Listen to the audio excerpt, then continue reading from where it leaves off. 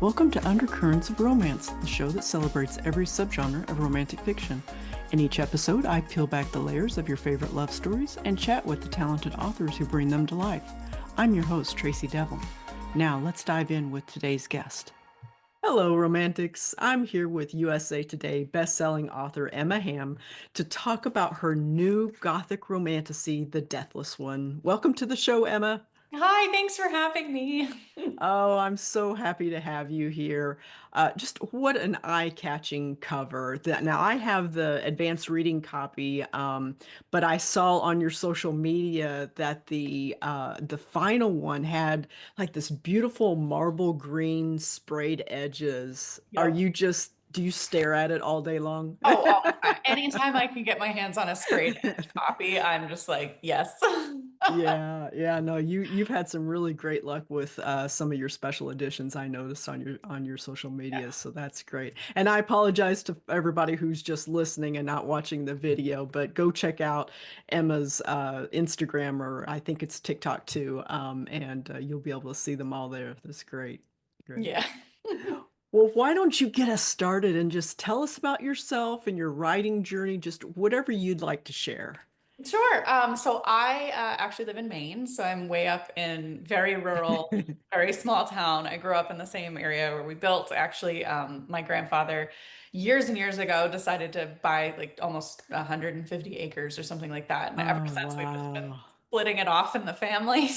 Yeah, So, amazing. I'm so jealous. It's so yeah. pretty up there. It's That's gorgeous up great. there. Yeah, and it's a nice place to live. It's very far away from everybody, so it does kind of make it a little hard to like go to conventions and stuff like that, but we've been doing a lot better about that in the past couple of years.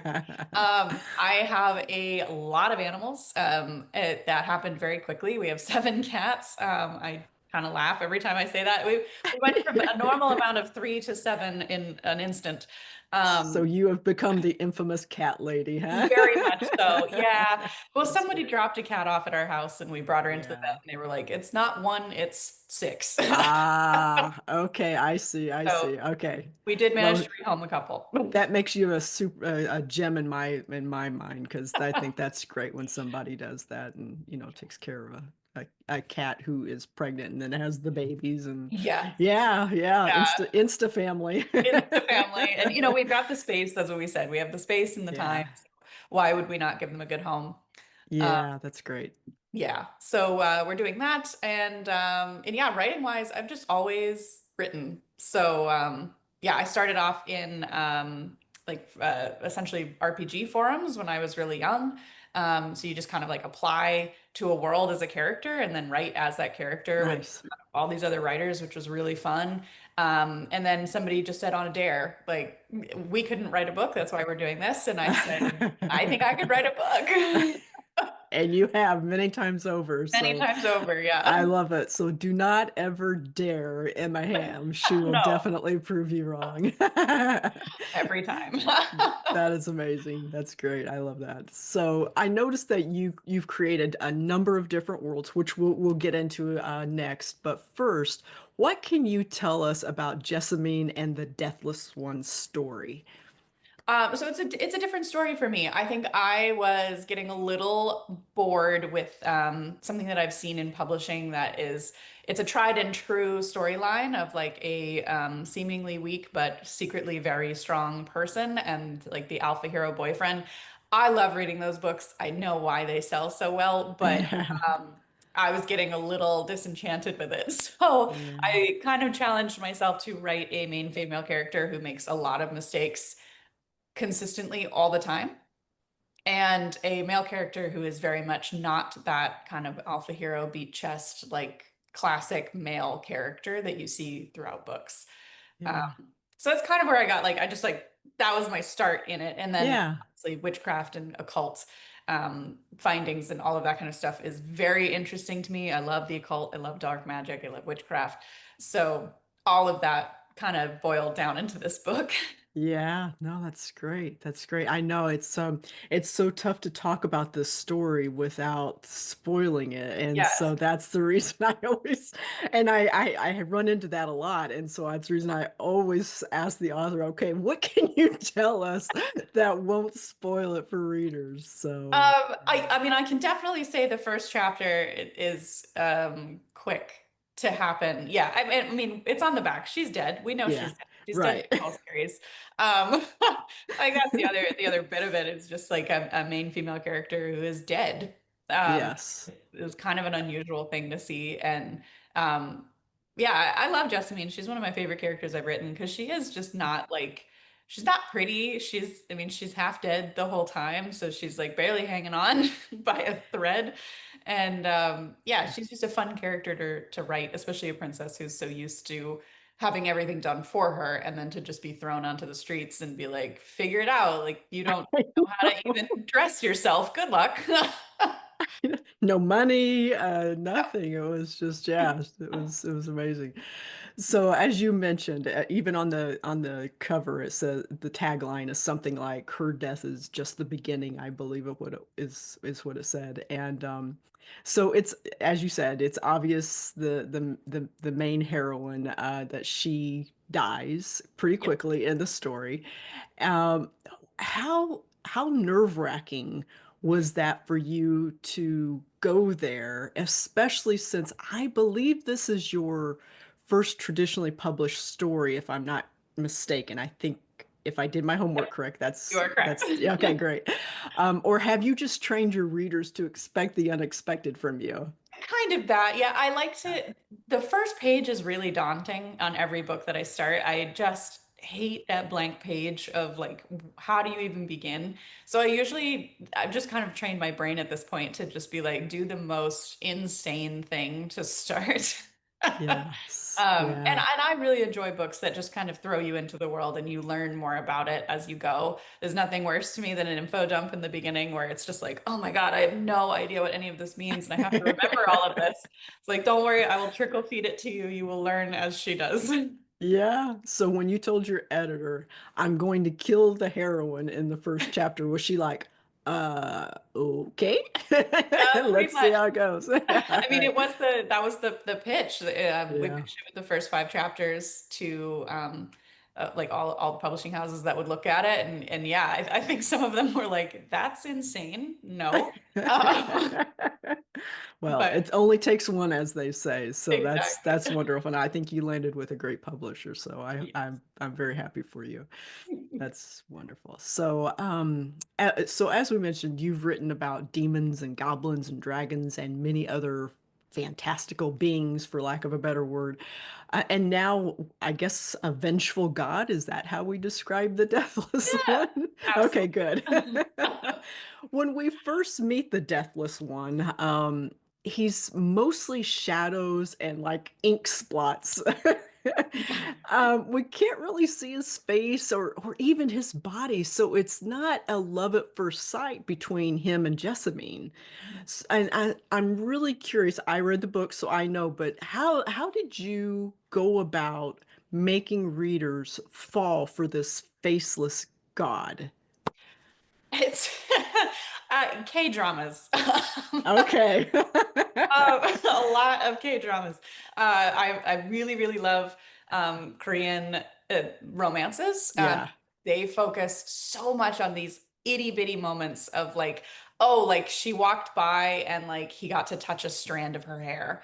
Or like she tripped and he like caught her, but then they never, that's it. That's all they do. They never do anything else for like Yeah. six more episodes. But Right. I really wanted to focus on those like micro moments between people that Hmm. I think we kind of like gloss over in real life of like how beautiful a moment that was or how much that meant. Right. So the Deathless One is a lot about feeling the tiny things because he's a great character because he really, even as a god, he is also kind of prevented from coming into our world. So Yeah. everything to him is muted. And that's what he misses most about being alive is like, what do things taste like? What does it feel like? What is warmth? Like all of those little things that he Hmm. gets glimpses of and like small moments with her that heightens everything. So that was really fun to write. Yeah, yeah. It was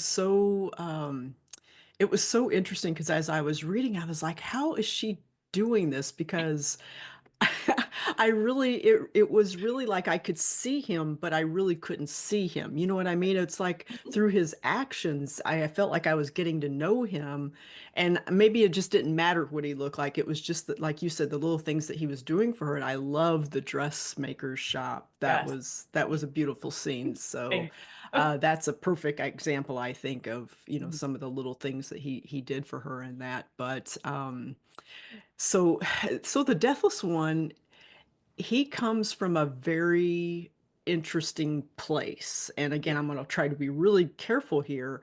But it's in his like first scene where you learn that he's existed in this icy kind of painful inky plane of Mhm. existence for what sounds like centuries. Yes. And it's so cool and so unique. And I was curious, how did that come to you? I guess, do you recall the moment that that world came to you or what the inspiration was maybe for it? Yeah, I was watching because I knew I wanted him to be like shadow magic, but also I didn't want to just like copy what a lot of people like. The Darkling is a great Yeah. example of like that shadowy, but I've never seen anybody do anything with ink. I Hmm. came from I come from a artistic background. I was an art student. My dad is an artist. So I have seen people dripping ink into water and taking photographs of it. And it does make this really cool like pattern and texture, and it moves really weird because ink and water are not like the same technically consistency. Um, so that's kind of where like a lot of that like imaging came from is that, and then like oil slicks of like the rainbow pattern on oil slick, and like how like you can kind of water like walk on like oobleck, but what if oobleck was oil? Yeah, yeah, A yeah. lot of just kind of like weird like light bending things that I've seen where it's like light doesn't go through it. Like ferrofluid is a great example too of just like something that moves and reacts to our world in a way that is just like unnatural and it feels uncomfortable to look at. Because I wanted his world to kind of be like purgatory essentially, where there's just nothing. There's no color, there's no warmth, there's Yeah. no food. It's just bleak. Hmm. Yeah, And and it's almost like he's being held prisoner there if I understood kind of the yes. dynamics of the hands and things like that. So, yeah, very interesting, and it really made me think about um I don't want to get into I don't want to get into this area, but it was just uh you know, he talked about gods being um uh I guess how we use them and then we discard them. You know what I Yes. mean? We use them for what our needs are and then we discard them. And I was like, oh wow, you know, that's a place I've never gone to in my head before. And so again, Yeah. trying to be super careful here, but yeah, Yes. it made me think. It was a very thoughtful moment for me. Oh, good. Yeah, because I definitely like you see gods in books and they're always Hmm. overpowered. Yeah. And like that idea kind of a little bit came from Greek myths, but mostly Celtic. I started writing in Celtic mythology, and Celtic gods and goddesses are really, really different from everything else because they react to what is happening to the Celtic population of people. Yeah. So there's one goddess in particular. She started off as a mother. She's like the hearth goddess, warmth, like for moms to pray to. And then they Yeah. got invaded by Rome. And all of a sudden, she's no longer that. That goddess is literally a warrior goddess. She fights, she Mm. does all of these things, and she dies. And that's Okay. Celtic mythology. She's a god, and she Yeah. still somehow dies. Yeah, yeah, yeah. Interesting. Very Yeah. interesting. Wow. Well, one of the things I like to dive into on this show is finding the story's undercurrent with the author. It's that second beating heart of the story that tends to flow beneath the lover's journey, but it also helps propel the story forward. What undercurrent do you think is flowing beneath Jessamine and the Deathless One's story? For me, it's that both of them don't feel like they're wanted. I think for her, she's a princess. She has a job, a duty, a figurehead of like her people, but her as a person who, like, in her spare time keeps a dead man's toe in a jar. Um, Nobody wants that. So she's kind of spent her entire life having Yeah. people tell her, don't be that. What you are, don't do that. Right, So to right, find right. somebody who's like, I want you to be that, and I want you to like be that in times a million, like be that weird, Hmm. odd stuff. And then for him, it's the same. Like he's always been viewed as what he can give, not for who he is. So to find somebody who's like, I don't want anything from you, I just want to exist with you, is such a different thing. Like he doesn't know what to do with that. He had no idea what to do with that. It was No, so he's like, that's perplexing. cool. Are you sure? Uh, Yeah, yeah, no, so that was yeah, I great. think it is a book about healing traumas for sure. The other books in the series are less about healing trauma and more about other things. But I mean, even Sybil, the other character, is a lot about that as well, of like blind faith versus Yeah, being met with the person that you're worshiping. Um, so yeah, I think every character in the book is like a pinpoint of trauma that I was hoping pretty much everybody can at least find one character yeah, in that book to be like, I have been there. I know exactly. yeah, yeah. No, well done on that. No, that was great. I love that. So, I always ask the authors who come on to define maybe two or three tropes that readers can look forward to while reading their story. Can you think of a couple? I think you already mentioned one about the shadows Yeah. and that. Oh, So, Shadow Daddy for sure. yeah, the Shadow Daddy. I love that. For It's so fun. always, always. Enemies to lovers, I would say maybe a little in this one. I mean, they definitely don't like each other. Um, Yeah. Slow burn. I know some people cringe as soon as they hear that term. No, it's all right. Yeah, don't expect high heat very fast. That will come later in the series, but this it has some heat, but you're gonna have to work for it. That's what I Right. tell everyone with my books. Like I make you work for it. And yeah, I mean, I think those are kind of the biggest three that I always say. Yeah. Yeah, no, that's great. And maybe even a little bit of forced proximity, would you say, too? Yeah, Yeah. definitely. I mean, there's Yeah. nowhere for her to go. And he can also just kind of manipulate her to be where he wants her to be. Yeah. An ancient god, they're going to do what they want to do. Oh, yeah. They're mischievous, that's for sure. Mischievous. Yeah. Um, what romance book have you read recently that you would recommend and why? So I've read a lot of them. There's one I kind of reread it every single year, and you're gonna have to stick with me on this one. Alrighty. Called Beyond the Next Star. It's by Melody Johnson. It's a Chewbacca romance.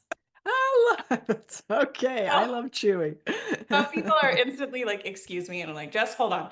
He's a war general. It's a sci-fi romance. And they tell him you need to get a therapy animal because your PTSD is really bad. So he goes, and she's like, act like a golden retriever. Oh my gosh, It that's is hysterical. the funniest book I've ever read. It's so well written, and I've never met Melody. I've never spoken to her in my life, but I'm sure she sees these weird spikes of sand because I talk about her any chance I have. Oh, that's great. Yeah, you've definitely piqued my curiosity on It's that so one. funny. It is just so hilarious. Well, as we've previously mentioned, you've written in a lot of different worlds, and maybe this book is the one. But my question is there a story that you would love to write but haven't yet for any number of reasons? Oh yeah, there's always a story. I haven't written Selkies before, and I would love to do that. I feel like that's a big part of mythology that nobody really dives into too much. Yeah, And I just think Selkies are cool. Like there's something about seals that it's right. just like you can't stop looking at them. I don't know why. So that's one that's like very high up for me to Okay. write something with Selkies. All right. All right. Great. Well, we hope to see that because I'm sure you will do it justice for sure. Hope so. Can you share a moment in your writing career that made you stop and think, just like, wow, I can't believe this is happening? Oh yeah, definitely. A Polycon.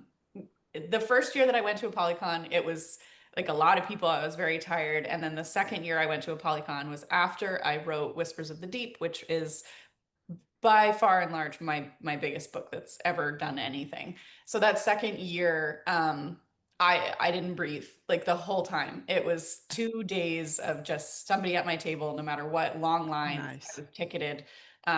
And just leaving a Polycon that last day after we'd packed everything up and all the tables were being broken down by like the staff at the hotel to like look around and just like, wow, we did that. Yeah, And nice. I don't I even like know that. how many people I talked to, probably 900 people. Oh And my gosh. such genuine, like wonderful interactions. I was leaving with just a bag full of stuff. Like people had brought really cool 3D printed dragons for me, and they Aw. brought like coasters with my pets on them, like pictures of my pets, and just like all of these things that it's very easy to feel isolated in a job like Hmm. this. I mean, we work in our office alone every day, all day. Um, Yeah. but to be not only faced with like the readers, which is intimidating to begin with, but to see that like the connection to them is enough that they went out of their time, like they took time out of their day to make a tiny little Yes. Whispers of the Deep book Yeah. for me. And that Yeah. it's still surreal every time I go to a convention and people know my name. I have no idea. Like I'll walk by and people be like, "Oh, that's Emma Hamm," and I turn around like, "Oh, hi, what?" Like, like I must know you. You must be from my hometown or something. No, that's Not great. I recall the first time I got a gift from a reader at a conference, and it is one of the it's right up there with getting your first cover. It's just such a special moment because, like you said, they went out of their way. They thought ahead of time to do this prior to the conference, and it's like wow, that's amazing. Yeah, it's quite jarring and terrific, and just yeah. you're like, why are you sure you got the right Tracy? You know, Right. Like, there's another really famous one over here. I can bring you to her. Like exactly. so yeah. Exactly. It's very weird. Yeah. I mean in the best way possible. It's Yes. surreal. Or my fiance comes with me to most conventions and he was like, you're like a little famous in like a small section of the world. And I'm like, yeah, that's I don't I can't think about that.